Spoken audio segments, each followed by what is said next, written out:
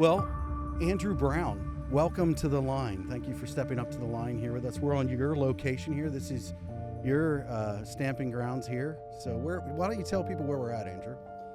We are in Jersey City, and if you could see in the backdrop, you see the Freedom Tower. And the Freedom Tower has a deep meaning in my backstory. I would love to kind of share with you and your audience really why I do what I do in the skilled trades. Yeah.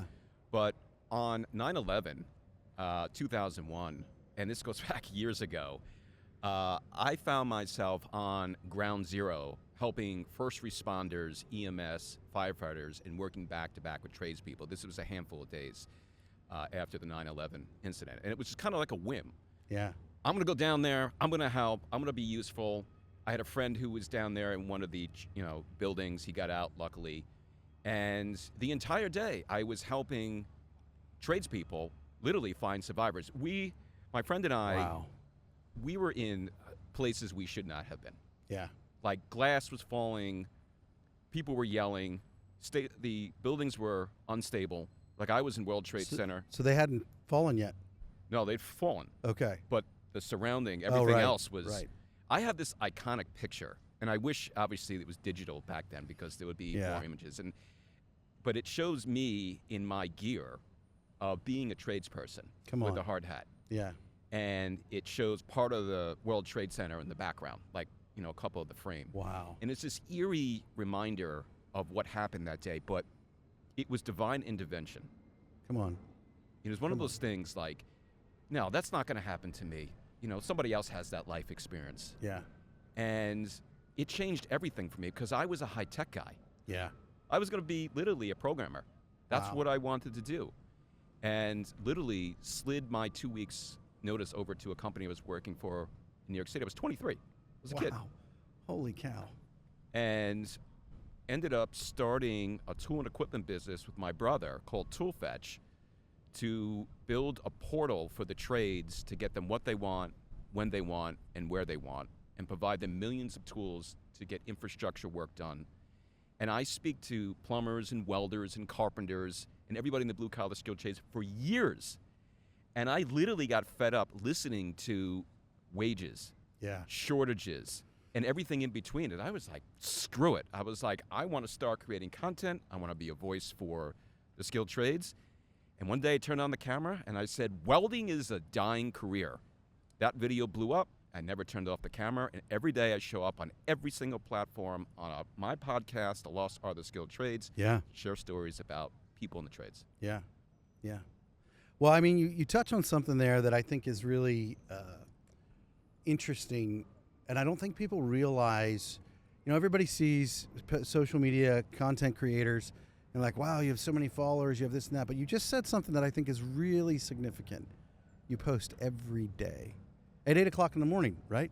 I remember you put a post out saying, I post every day at this time, and talk a little bit about consistency, because I think that's really what it's about. And I think it actually transcends, it's not about social media.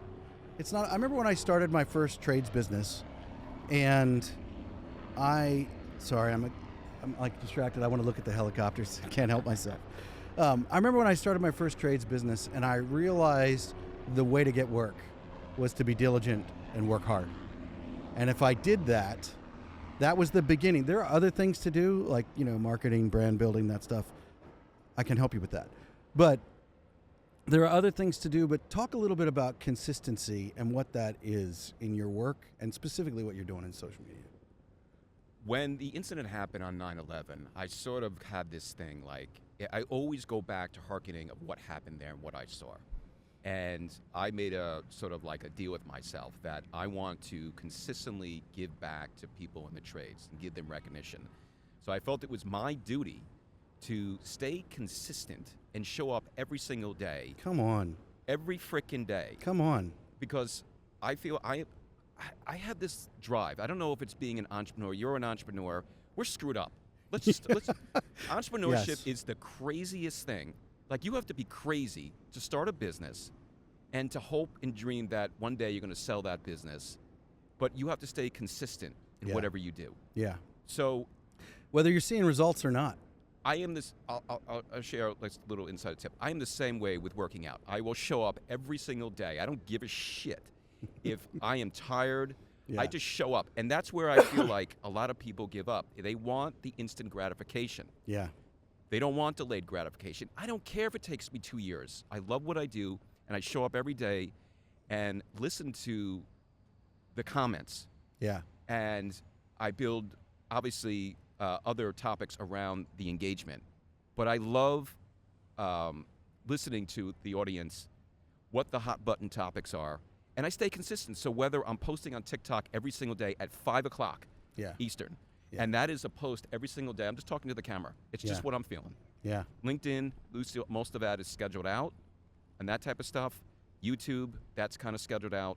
My podcast, The Lost Art of the Skilled Trades, where I bring in people on the trades, just like we're doing today, talking about the trades. I've been on that podcast. It's a great podcast. You were on that podcast, and we had a really good conversation. Yeah. I'm glad that we're doing this in person because it's completely different, especially being in 95-degree heat. But it's all good. It is warm.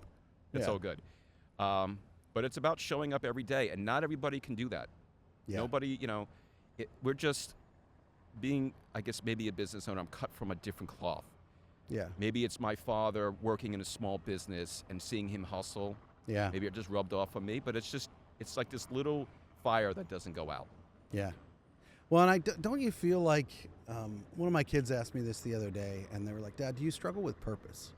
And one thing that I would say is I don't. I know that, you talk about us sitting here in 95-degree heat. Everybody in Texas just told us to shut up.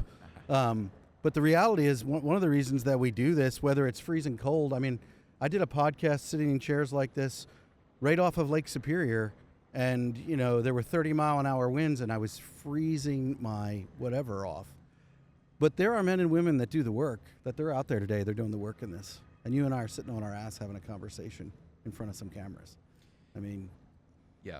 Look, I'm just going to say this. The trades are a freaking hard job, right? We're sitting here, right? We have drinks in our hand. We're sitting down. We're more or less comfortable except for the heat. But tradespeople, if you're a roofer and you're on a roof, 95 degrees. Come on, right? Every day. If you're working in a tunnel, you're working on a bridge, you're subject to the elements. Yeah. But you need to have, I feel like you get a thick skin with that, and you love what you do. So regardless of the elements, you like what you're doing, and it's the fulfillment aspect of building a bridge, building a tunnel, building a school for kids and education. Yeah. And it's that fulfillment factor. Yeah, I know what you're talking about. I know growing up as a kid, my dad was a carpenter, and we would be driving, passing a project. I was a part of that. I was a part of that. And then I find myself doing that with my kids as well. Well, not so much anymore. I can be like Andrew and I did a podcast over there. Yeah. So, but like pointing over there to the city skyline and just saying like, who built that Freedom Tower? Yeah. Right? Yeah. Come on. Yeah. All these things that are surrounded that we take for granted, even the electricity, anything that you think about is maintained by people in the skilled trades. Absolutely. And if 40% are retiring over the next 5 or 10 years, and I don't want to see a world where there's not a blue-collar worker working to, really kind of support this whole thing that we take for granted every day. Yeah, yeah. Well, I think that's one of the reasons that I started advocating and wanting to be telling the stories of the men and women that do the work. It all started with wanting to promote our own business, and build that, but then realizing people weren't doing that well. We weren't telling the story. We were building the buildings and we were doing the work, but we weren't telling the story like you mentioned about, you go places that other people couldn't go, or you were places that you shouldn't have been. And it's like the opportunities that you get in the trades are exponential. One thing that I want to talk about, I saw a post, I don't know if it was by you or by someone else, but I've been seeing a lot of posts. This might be controversial. We might disagree, but that's okay. And I'm going to let you go first. I'm going to set you up, and then I'm going to ask the question, and then I'll decide if I want to disagree with you. We'll be in the fire, man. I'm ready. Okay. Cooking anyway. So there's these posts going on right now, and everybody's talking about, and I've gotten some comments in my feed actually about this as well, because I'm promoting the trades, and people are like, well, you can't make money in the trades.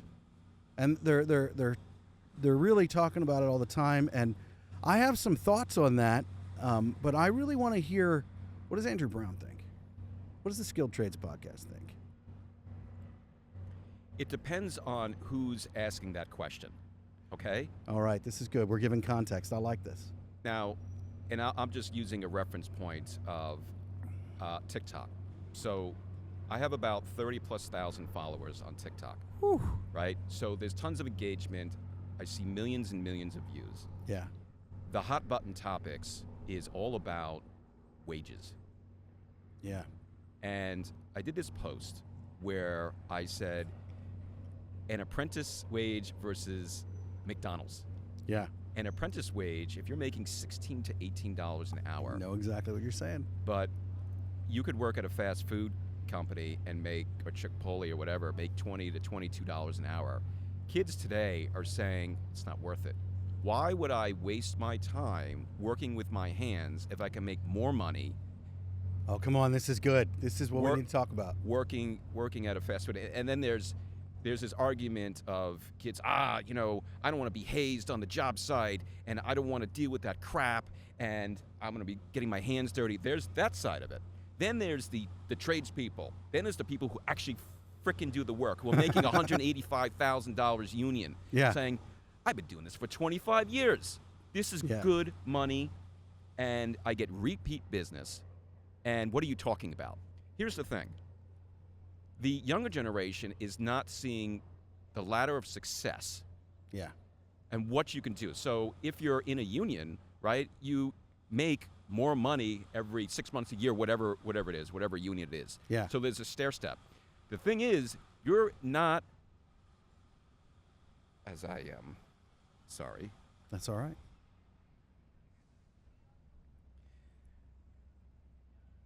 With the union, you are making money and you know what you're going to make. Yeah. The thing is, I don't think the kids see that, and they see, well, your wages are going to be stagnant. Here's the thing, McDonald's, you're probably going to make the same $21. The likelihood of you going into upper management is probably a smaller percentage. Yeah. And this is what I fire back on. Come on. And I love this stuff because I Come love on. this argument that you can make six figures in the trades. You got 40% of men and women retiring over the next 5 or 10 years, right? So I'm going to share some statistics, and you probably know it. I'm just going to share it with your audience, Yeah, right? please. So welding workforce data tells us we need over 300,000 welders by 2029. There's about 150,000 set to retire over the next 5 or 10 years. Wow. We need 80,000 electricians every single year up to 2030. And that's just to replace the electricians that are leaving the industry. For every 5 that are leaving, only 2 coming in. That's from the BLS. 80,000 a year for the next 5 years. Right? We need 550,000 plumbers by the end of the decade. We need 42,000 HVAC technicians every single year to fill the gap. We need over 600,000 open manufacturing jobs filled. When you look at those statistics, you're like, wow, there's a freaking opportunity here. Yeah. But here's the other flip side, Josh, is that you have people in the trades who've been there and say, I don't want these extra people here because I'm going to make good money because there's demand. But what happens at the end of the day when projects get delayed? Yeah. Being in the industrial world, on tools and stuff like that, if you're down on the job, if you don't have the people, you don't have the tools, you're losing money. Yeah. So there's depends which side that you're looking at. Don't you think, so you touch on something there that I've talked about a lot, and it's the protect and defend mindset versus the learn and grow mindset. Mm-hmm. And, if you're listening or watching, you know who you are. I'm talking to those people who are like, well, we don't want to bring more people in because we're going to make more money. Let me just say something here. You're going to make more money regardless. Listen to the statistics that Andrew just said. 80,000 a year. Are we hitting those numbers, Andrew? Are we hitting 80,000? I don't know about you, but I'm not seeing that we're hitting the numbers of 80,000 electricians showing up a year. We need to be working and doing things. And there are organizations like Skills USA. There are apprenticeship programs out there. There's the union, there's ABC, there's whatever you want, the sky is the limit. This is my point to those of you who are listening and being like, well, I don't want other people coming in this because I could make bank. The reality is you are going to make bank regardless. And this comes back to what we talked about earlier about working out, consistency, all of that shit. The reality is if you are consistent, then the money will come. If you are doing the work, then it will show up and the opportunities doors will open. You and I were talking earlier about some of the opportunities and networking. Like you were telling me that your skill is networking. So you and I need to hang out a lot more, by the way. But you know what I mean when I talk about how you consistently are working at something and then you're in a meeting with this person and you meet that person and then it turns into this. And that comes because of your work ethic, your diligence, your desire to continue to show up. And if we do that, it doesn't matter if we're having these people come in and we're filling that job market. The other thing is that I think that we don't realize is, and I'm seeing this a lot, because like just yesterday I was on a job site. I sometimes do consulting work on different electrical projects, and I was on a job site, and the people there were working ridiculous hours because the client wanted the job done. There's a deadline, and there's only so much time in a day, and there's only so many people. So the people were working these ridiculous hours, not going home to their families, having to stay late. What you're going to have happen is burnout, where people are going to be like, I don't care how much money you pay me. And you'll be one of those people. Money only goes so far when you lose quality of life. Look, if you want to be a journeyman and make journeyman wages, that's cool. There's nothing wrong with that. Absolutely. If you're satisfied with that and your hours, that's cool. You want to be a master in your trade, that's cool. If you want to be a business owner, that's a whole different set of skills. Absolutely. Entrepreneurship is wonderful if you can get there, and sky's the limit however far you want to take it. If you look at smaller HVAC companies, or you look at plumbing companies, they're being purchased by private equity. Oh, yeah. Like there was an article in the Wall Street Journal, Tai Ping Chen, I think, I hope I'm not botching her name, but she had said that, and she does all these articles about the skilled trades, and she was saying that, yeah, these private equity companies, these are people who are a little bit older in their business, they're looking to get out, and they're getting these buyouts, and they have boring businesses. It's boring, it's not glamorous, right? Yeah. But it's lucrative. Yeah. And if you can do that, and you want to take it all the way to entrepreneurship, it's sky's the limit. But there's nothing wrong for working for somebody else. Yeah. What you put in is what you get out. Yeah. Yeah. And you touched upon, I just want to touch upon Skills USA. Oh, dude. I lit up when you said that because next week, I will be down at Skills USA. So people who, just to give context for Skills USA, they take 6,500 students. The best of the best. This is the Olympics in Atlanta, and they compete against welding, carpentry, robotics, and the winners either get scholarships or they get notoriety. Everybody gets jobs. Yes. Everybody gets jobs. I'm going to be down there hosting my podcast, doing a whole collaboration with TikTok. I am super excited. I mean, you talk about advocacy. Holy shit. Yeah. The energy that's down there, and they're running around these red jackets. Yeah. Love it. Yeah. Love it. It's phenomenal, and I think you describe it really well. It's the Olympics, it's the Super Bowl, it's the everything. I mean, I was there last year, and I was fascinated because it reminds me a lot of like the NFL draft, because here are all these kids that are competing, and there are companies on the sidelines salivating at like, I want that guy, I want that guy, and it's huge. And honestly, what those kids have, like everybody, there's a natural skill and gifting in everybody in some way or another. Andrew and I, we can blow wind and talk for hours. That's our skill set. Sorry, I lumped you into my category there. But like, there's people who can they can burn a weld. You know, they can run a bead. But the reality is, in the trades, pretty much anything, if you continue to be consistent at it, you get good at it. Yeah. If you continue to be consistent at it, you might not be a savant, but you don't need to be. Not with the numbers that you're talking about. No, and you know what I love is that, especially what social media has done for the trades. Years back, it was like people knew what a plumber was, or they knew what a welder was, but they didn't see the action because they just saw it on a job site. Now, you have influencers out there, and I can name a bunch, doing wonderful things and showcasing exactly what they can do with their hands. Yeah. And especially if you're a business owner and you have a small business and you want to attract people into your business, that's a perfect way to showcase what your company's all about, the work that you do, and it's really set the tone for the younger generation because they're swiping all day long on TikTok, and they're seeing these short clips, whether it's maybe a clip from mine or yours or just somebody truly in the trades doing the work, and kids get excited. They piques their interest. Absolutely. Years ago, didn't have that capability. Yeah. Well, I mean, when I started in the trades, we talked about not having enough people, but we weren't doing things about it. There wasn't advocacy. Like a skilled trades advocate like yourself didn't exist. Like it wasn't a thing. Now, the numbers have continued to get worse, so we should have had that. But I mean, the internet wasn't even where it is. My goodness, when I started in the trades, we had two-way radios in our vans, and the bass could blow the horn in the van to get our attention. Yeah. It was like different times. I was on the tail end of that, very tail end. But so I have a question for you. I want to ask you. I ask everybody this. What's a tool or a piece of gear that you just cannot live without? That's interesting. What is a tool? Anyway, you own a tool company, so I do. That's a lot of tools to If you had to pick one. If I had to pick one? If you had to pick one. God, what would I pick? Man, I wish I would pick a grinder, man. Fucking, I love grinding. That's just stuck in my mind. I don't know why. You would Like, pick a grinder. I don't know. I love grinding. No. Welding, sparks flying. Yeah. I like that stuff. Yeah. But all this stuff that we use, obviously, in my world, in the industrial world, helps the men and women in the trades get their job done.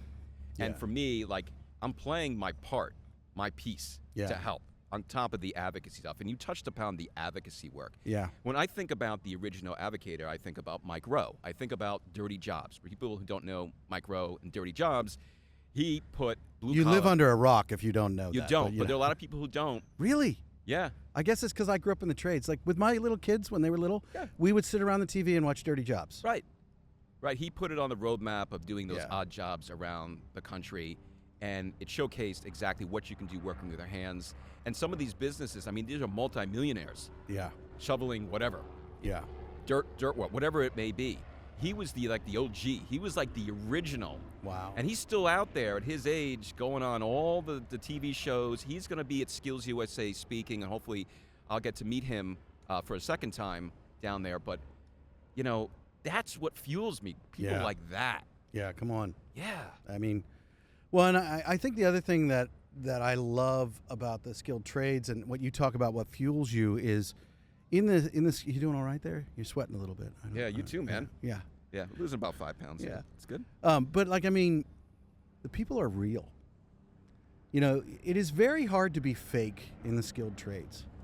You can be. I mean, it can be fake anywhere.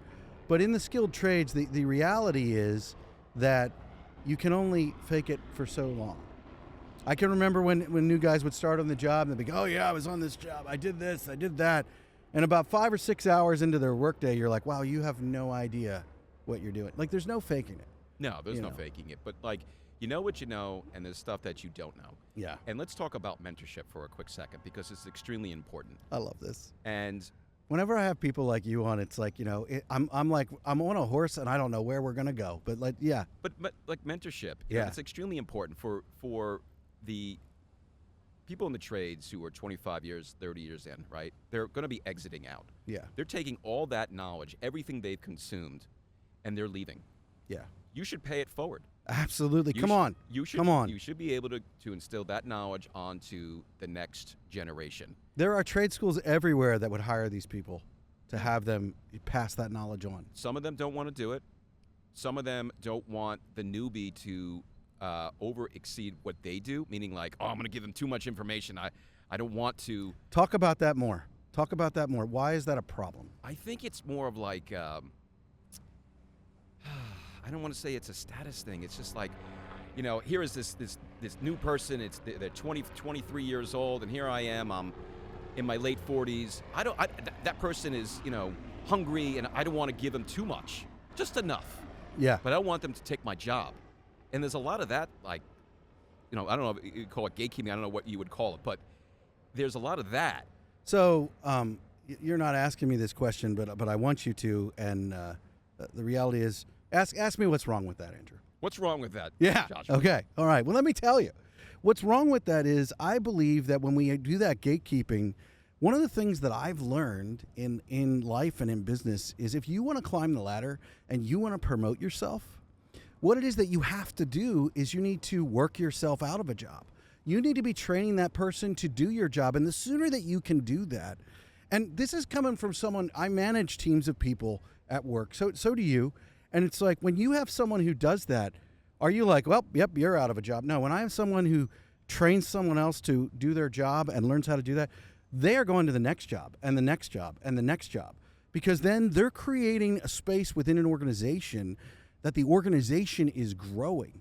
When you gatekeep like that, oh man, there's so many old timers I'm pissing off right now. When you gatekeep like that, you are keeping the organization from growth. And I get it. It's uncertain. You don't know what it might look like. That is frightening. It is. But it is worth it.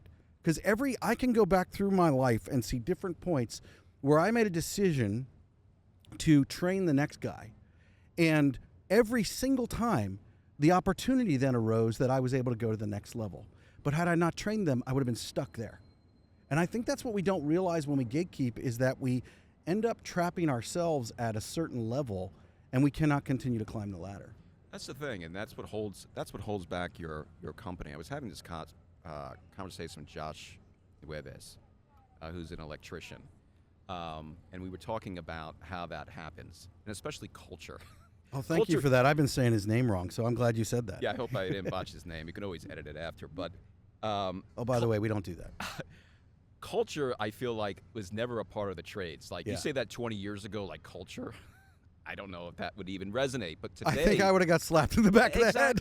Exactly. It's that culture part, and but I think if you want your trades business to succeed today, you need to have people on your employees who believe in your culture, are drinking the Kool-Aid, who want to help the younger. Here's the thing. Everybody was new at some point. Yeah, come on. on. You were new. I was new. If somebody put their arm around me and said, I'm going to mentor you, holy shit, I would be like... Oh, I would work for them like crazy. And here's the thing, Josh. For years, I did it myself. I was told, and I'm going to say this, I'm going to get burnt by my father, but he told me, you got to get it done. Don't ask for help. Do it yourself. It set me back 20 years. Come on. You are touching on something. I mean, yeah. And once I started reaching out for help, God, the doors opened up. Yeah. I was so afraid, from a pride standpoint, I was so afraid that, well, what am I going to give in return? I got nothing to offer. You'd be surprised, people who are ahead of you. Oh, yeah. They don't necessarily want anything. They see an opportunity to help somebody who is driven. Yeah. Because they were there. Absolutely. And I do the same thing with individuals in the trades or whatever, something in business. It feels good. Yeah. It feels good. I don't want anything in return. Yeah. Well, I mean, that driven person, that's all that you really need in return. Oh. Like in an organization, when I see a young person and they are driven, and it's like we give them something and they do it and they kill it and they're like, give me more, give me more. You know, it's like, that just makes me want to continue to provide opportunity. I have gotten to the point in our electrical business years ago, there was some driven young men like that, and I would bid jobs with them in mind to be like, you are going to make this a good job. We wouldn't normally go after that type of work, but we're going to go after it because of you. And it's like that is an essential thing that I think that we need to get our heads wrapped around. And I just think that, you know, the learn and grow mindset is better than the protect and defend mindset. Hands down. Yeah. Hands down. But if you want to scale up, if you want to grow within an organization, you need to be a sponge. And you can't say something like, I'm not going to do that job. Like, show up early. Stay late. Do an extra job. Stay off your freaking phone. Yeah. Like, that should be a that will get you promoted. Stay off your phone. Like, just showing up on time is important. Like, stuff like that. Yeah. Those are the things, recipe for success for somebody who wants to really climb the ladder of success in a company. But I feel, just us being owners, if I see somebody like that, who's driven, who wants to stay late, who will do whatever it takes, I want to invest in that person. Oh, 100%. I want to invest in that person because to replace that person, it's going to cost time, energy, money. Yeah. When you see that, you get that feeling, and they're just the right fit for the culture. Yeah. God, invest in them, and sky's the limit what they can bring. Well, and talk about that, because we've mentioned a couple of times about the opportunity. We okay? We've mentioned a couple of times about the opportunity in the trades, and I believe personally, you know, we were talking earlier, and I love how you articulated it. yeah, fast food joints might pay this for you to start, but that's it. Like, so when you are starting as an apprentice, listen, I get it. You're going to make less. But if you can be forward thinking, electrical apprenticeship is one of the longest. It can be anywhere from 4 to 5 years. But in those 4 to 5 years, in any accredited program, whether a union or non-union, if it's accredited program, they have to tell you, this is what you're going to make in this many months. This is what you're going to make in this many months. And it's like, it's set up so that you know, and you can track the ladder. And then the reality is, when you become a journeyman and you make journeyman wages, that's still not the limit, because you can continue beyond there. I know people who became journeymen, then that got hired to fly around the world to troubleshoot equipment in China, in Europe, and whatnot, and they named the price. And it's like, and those kind of jobs are actually popping up more and more and more, because the fact of there aren't enough people to do the work. And so you have companies that are like, yeah, I'll pay you to do this. I can't remember if it was you or it was Mike Rowe or what the podcast was that I was listening to, but they were talking about a guy in the skilled trades right now as an electrician. I think he charges something, of over a few $100s an hour, only works 20 hours a week, taking the jobs that he wants, doing what he wants. And he's just a solo guy. Those jobs exist. Like, you can name your price. So talk a little bit about where is the opportunity break in the trades, or doesn't it? I don't think there is a limit. The limit is you. Some people think, wow, it's because this company, or it's this policy, whatever it may be, or where I'm at. I am more, and maybe because I'm an entrepreneur and maybe we think differently, I don't know. I think you're... Wait. You don't know? We think differently. We think differently. Yeah. We're a little weird, but in a good way. Go where the opportunities are. Look, I had this conversation with Nate. He's the weld scientist, I believe. He's on Instagram. And he was saying about, we were talking about welding wages, right? And he was saying, like, I don't understand. He's like, sometimes I have 2 or 3 jobs. Like, I do what I got to do to make extra money if I have to. Yeah. When somebody else sees that, they're like, I don't want to work extra. I just want to make as much money at this one thing. But you might not have that opportunity. Yeah. Maybe you have to leave. Maybe Yeah. you soak up as much as you can at that job. They're not going to maybe pay you more and you're stuck. Then go somewhere else. Yeah. Because somewhere else will see the skill set that you have, that you fit the culture. And again, as long as the opportunity is there, the sky's the limit. Yeah. Yeah, I totally agree. Talk to us a little bit, Andrew, about STAC. The Skilled Trades Advisory Council. As I'm wearing the T-shirt. Rob Alman of the Nest company, it's a facilities management company.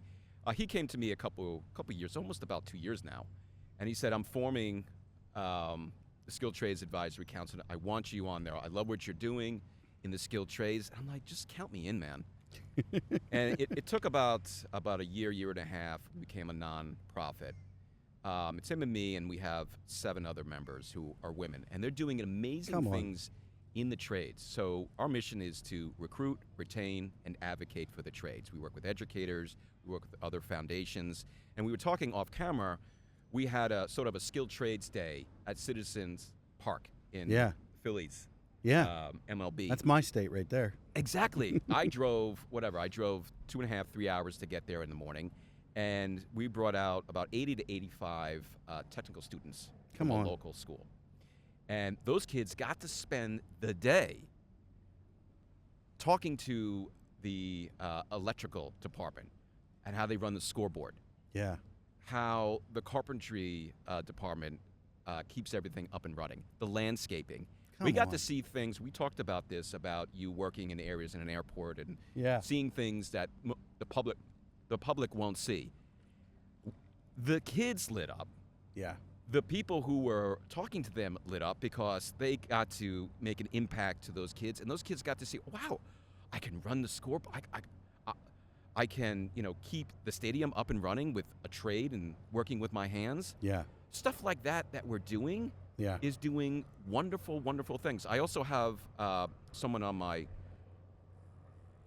foundation. Her name is Mary Gaffney. and she works for the MyWIC, Women in Construction. And she takes about 80 young women over the summer, and they learn a trade. They've never swung a hammer. They've never done any work. But it typically, I think it's sponsored by, let's say, Milwaukee Tools. Yeah. They get work boots. And for a summer, they teach them all about the trade. So at the end of the day, they come out with a skill, even though if they don't go into a trade. They know how to fix things. They're not afraid to fix things. And there was this one young woman, her name is Maddie, and she wants to own her own construction company one day. I met Maddie at a show. She literally shook my hand. She almost broke my hand. That's how strong she is. She looked me straight in the eye. She spoke in front of 75 executives, and Wow. she's young. Wow. And now she wants to pursue something in the trades, but she never swung a hammer before. Yeah. So those are the things that light me up, and the foundation and speaking and, making an impact. And that's what we're doing at Stack. Come on. Yeah. So how do people get involved in Stack? So if you want to get involved in Stack, you can obviously reach out, go to our website, skilltradesadvisorycouncil.com. You can reach out to me On pretty much any platform. any platform. Just Yeah. DM me. It's not like I don't reach. You DM me, I'm going to get back to you. Yeah. And you can reach out to me if you want to help from eventually a scholarship standpoint or an event of some sort. We're always open to that type of work. So talk to me about, I typically ask people this question as we're coming to a close. I'm asking you a little bit earlier because we can come back to it. I didn't prepare you for it. But one of the things that I say a lot on this podcast, what this is right here is, for me, years ago, when I was an apprentice, I was surrounded by old timers. And I was very fortunate to have had old timers that wanted to invest in me. I don't know if I was driven or not. I tend to look back on my previous life and not think I was all that driven, to be quite honest. But for whatever reason, they desired to pour into me. And I can remember, in the trades, it's always like you have windshield time, we would call it. You're driving an hour and a half, 2 hours to a job site sometimes. And so we would be in the van and whatnot, and they would be sharing stories with me about life.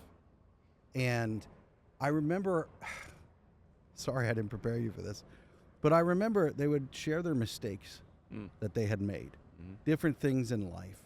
And it was like, I wish that I would have had a notebook back then and I would have written some of these things down.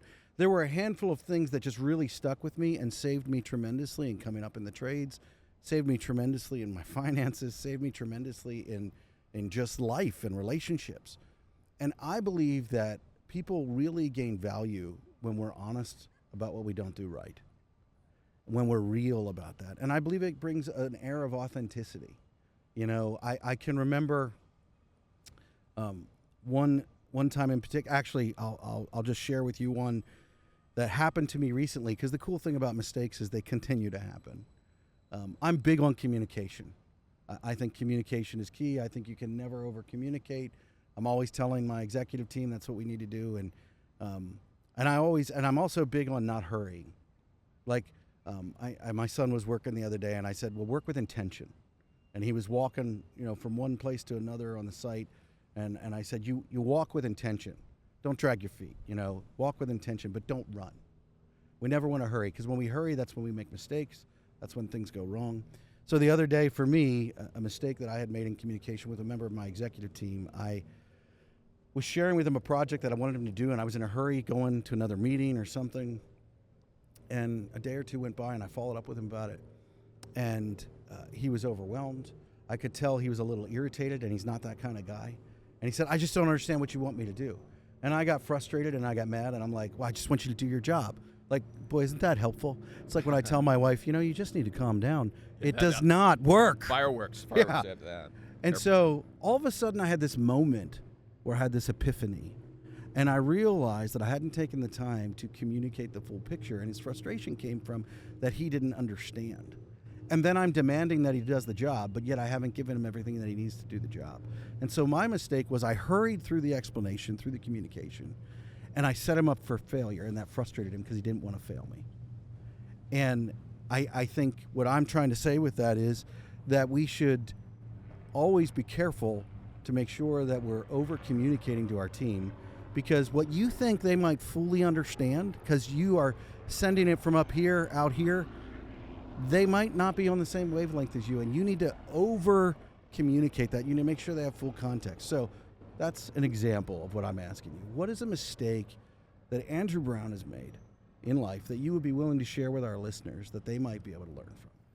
I am a completely different person than I was in my 20s or 30s.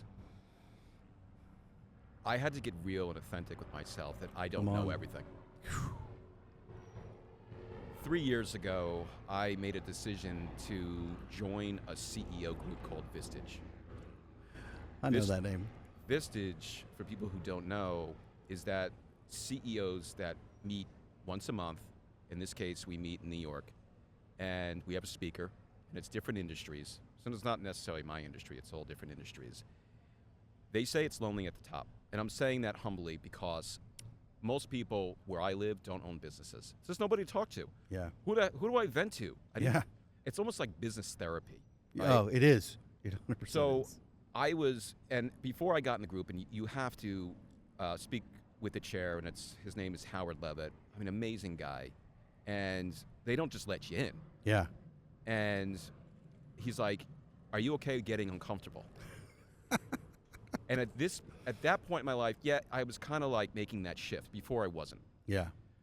There were a lot of signs of things that I wasn't doing, but it was my own perspective. It's funny, you have your own way of thinking of things versus somebody else who's seeing it a different way.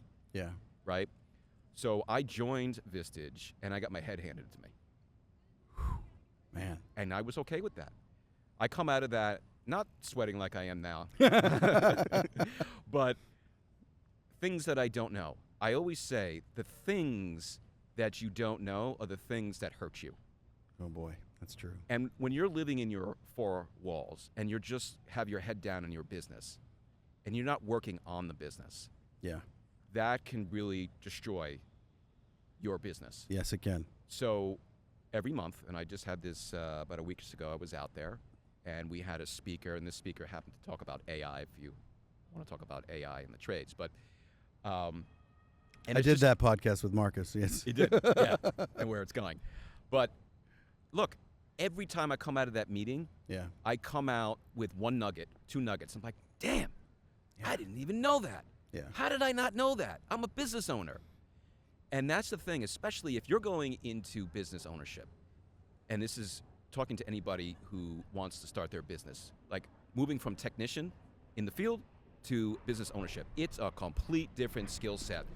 Learn business, join a mastermind, join a CEO group. I had a friend who actually was in the group. He was an elevator technician. He was just a technician. His dad owned the company, and his dad passed away suddenly. Now he's thrust into ownership. Wow. He was so screwed. Wow. Now he's running a 20-person company, and Wow. where he was just fixing and doing technician work on elevators. Very different animal. Very different animal. So here's the thing. Get comfortable with being uncomfortable. Yeah. I'm going to be speaking at a few different shows. I didn't speak prior on stage in front of thousands of people. That's uncomfortable for most people. People would rather die than do public speaking. Yes. Well, it's actually a statistical truth. It's true. And I'm like, you know what? I want to, and here's what I'm also teaching my kids that. Dad is going to go do something he's uncomfortable with. Yeah. And it instills values in them. Yeah. So I had to be real and authentic with myself that I don't know certain things. And it's hard to admit that. Yeah. It's hard to admit to somebody else, I just don't know that. Yeah. And it's been real for the last handful of years, and I've grown personally and professionally tremendously. Yeah. That's what it's all about. You know, I think that's an essential thing in life and in business is the power of team and people. I often share with people, like, if you have an issue, you only have this perspective. When you involve a team of people, there are so many other perspectives that you can see all the way around the issue. And I think years ago, that was one of the things that changed my life. Was I started to go to a CEO peer group like a Vistage, and it was fascinating to me to be able to be in a room, and I had a business partner. And if you're listening to this, you know who you are, and I'm sorry. But I had a business partner, and it's like you talk about being lonely at the top, sometimes I needed to talk about him. Sometimes I needed to process with other people about, hey, I'm struggling with this. And just to be clear, most of my struggles usually end up being my own freaking fault. Mostly it's my issue that I need to deal with, and I just haven't taken the time to deal with it. You know, I had a guy once give me a piece of advice, and he said, when you have a decision that you have to make, don't let the fire consume you and feel like you need to make it in the moment. He said, take 48 to 72 hours. And he goes, the decision will either work itself out, or you'll be in a different place that you can make a much more intelligent decision in the end to be able to be effective. And so, but that all came from peer groups and people giving me different perspectives. Right. And I think that's an essential thing, whether you're in business or even in life. You need to, have relationships with people that are willing to speak into your life. And to your point, you need to actually come to a place where you're willing to receive it, because it's not comfortable. It's not comfortable, and not everybody's at that place. And Yeah. when I was a younger person, I would be like, you can't tell me. Yeah. And people are stubborn, and those are the people that just never get it. There are people who get it later on. Some people are open, but it just opened my mind. And how things evolve, and, like we're sitting on this podcast right now. If I didn't keep an open mind with things, and I was just have my head down, and I wasn't looking at different opportunities and things that were, from a relationship standpoint, I wouldn't get to where I'd want to get to. Yeah. And that just took time. So, yeah, it's about just being open and wanting to grow personally and professionally. What would be 3 things that you would say to a young person of how to get there? Like if you realize that you're a young person, you probably don't realize it, because I didn't when I was younger, but it's like, if they're listening to this, they hear you say that, and they're like, well, I want to get there. What are 3 things that you would tell them to do to head in that direction? One is your mindset. Your mindset is so important. A lot of people go to the pessimistic, negative side. I had a great book. It's called The Gap and the Gain. Come on. I love books. The Gap and the Gain, now because I'm blanking on the author. It sat on my desk for a year. Somebody had given it to me, and I just happened to read it. It freaking blew my mind, right? Of looking at things like, people always say they set a goal, and if they don't make that goal, they're a failure. Yeah. But think of all the wins that you had across, Yeah, your journey. And when I look at certain things, you talked about consistency. Yeah. I want to get to a certain place with my podcast, with social media, making an impact. If I look at the goal, I'm not there yet. Am I a failure? No. Yeah. It's just each piece connects to the next piece, which connects to and I look back on those wins and I say, wow, you know what? Forget about 1 or 2 negative things that happened. Look at the 5 positive things that happened. So I think mindset is one of them. I think mentorship. Yes. Find somebody. 1,000%. Yes. Reinvent the wheel. Yeah. It's been done before. Trust me. There is nothing new under the sun. Right. If you want to be a plumber, right? I was having this conversation with Roger Wakefield because I was on his podcast. Oh yeah. Great guy. A little name dropping there in case you got Google it. Yes. Good guy. And just talking about mentorship, leadership, but surrounding yourself with somebody who's been in the trades for 25, 30 years. You have to get over the fact for asking help, and we touched upon this before. Again, there's nothing wrong with asking for help. Yeah. Because you never know who's going to say, yeah, that's no problem. I'll sit with you for a handful of minutes. Yeah. Some people will charge for it, some people won't. But a lot of them, you'd be very surprised. And I was scared to ask in my younger years. Now that I ask, and I do it in a humble way. Yeah. It's got me, 5 steps ahead instead of 5 steps behind. Yeah, I agreed. Right? So getting around a mentor, also getting around mastermind. People in your circle. Oh yeah. You want to work with other plumbers? Get with other plumbers. Welding? Get with other welders. Absolutely. If you're a business owner, get with other business owners. Do that now. Don't wait freaking 22 years. Yeah. Yeah. and then do that. And then it's all about learning and growing Yeah. and absorbing. Yeah. And if you have the fire in the belly to own your own business one day, you can do it. You're not held back by anything. You're only held back by yourself. The most judgmental person is the person staring in the mirror. Yeah. I hate that guy. Yeah. That guy's always saying some nasty shit. I agree. And he's usually full of shit. Yeah, exactly. Yeah. So get real with the person who's staring at you in the mirror and just be real. And it's the journey of life, and it's fun, man. So you would encourage people to get their mindset right, Mm-hmm. to get mentorship, and then to tell the guy in the mirror to go shut up. Yeah. Yeah. I think that is really key. Are you all right for just a couple more questions? I know we're cooking here, but I'm That's not okay. done yet. No. So you are really making a presence, and you've been working at, so people are noticing now, you have 30,000 TikTok followers or more. You're big on LinkedIn. That's where I first found you. You're on Instagram, you're on YouTube, you're on all these platforms. And so the future, I believe, for business is media. Because, if you're not out there, if you have a plumbing business and you're not on media, then you're going to miss it. You don't need to pay for phone book ads anymore. I don't even know if the phone book exists. I Google it. So what would be two things that you would tell businesses to do for their social presence and how to build that? Two things. Two things that I would immediately, if I was in a plumbing business and I want to grow my business, is that be the brand ambassador. Oh, there it is. That's good. Get comfortable being on camera. Yeah. I'm gonna be authentic here and just tell you straight up. I had a learning disability growing up, and also sort of a speech impediment. Wow. I turned on the camera one day and just haven't turned it off. Good for you. And you know what? Whatever. I screw up videos. I screw up how I say certain things. I don't care. Yeah. I leave it in. Yeah. I don't want to edit it out. Be real and get comfortable with your voice. Comfortable. A lot of people can't do that. Yeah. There are people who have businesses that help you get over that and get on camera. There are people who have their full-time jobs to do that. First, be the brand ambassador. And if you don't want to get on camera, you can showcase what you're doing.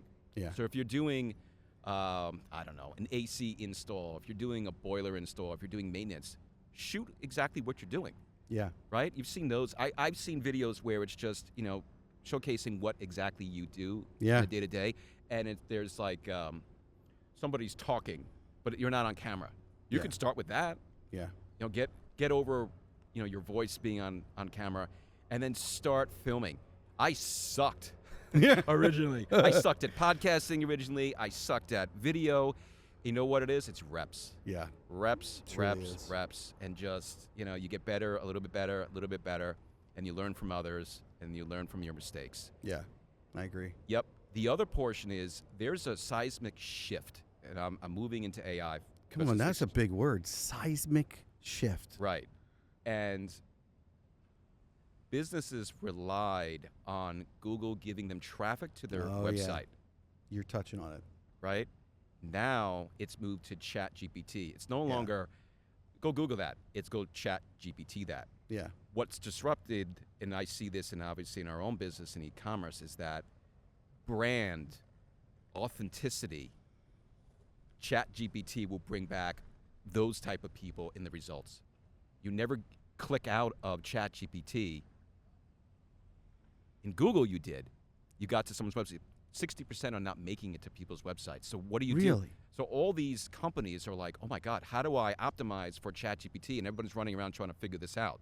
If you can build within ChatGPT, you have the awareness, you have the social presence behind this, ChatGPT will automatically think of, if you ask what's the best plumbing company or fill in the blank